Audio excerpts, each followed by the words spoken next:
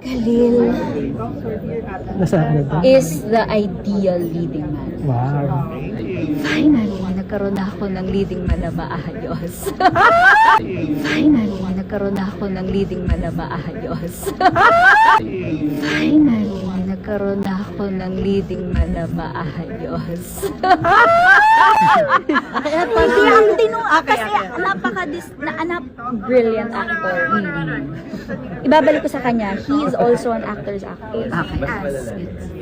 I love working with actors who also love what they do, who understand what they're doing, why they're here, and who is just as hungry, diba? To do good, to be good.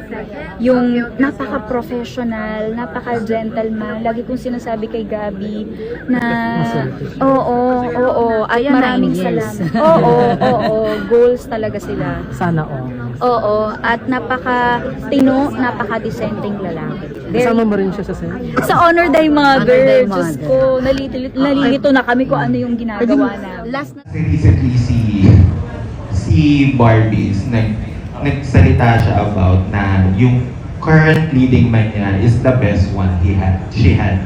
Anong comment mo about it? Talaga? Sinabi niya yan? Talaga? Sinabi niya yan? Talaga? Sinabi niya yan? Well, ako, I'm really grateful for the 3 years na magkasama kami. I think marami kaming pinagdaanan, marami kaming shows na ginawa, endorsements, we traveled together, we worked together. So I'm just really grateful sa partnership namin. I have nothing but praises to her dahil napakagaling yung actress. So I wish her well. I wish her well.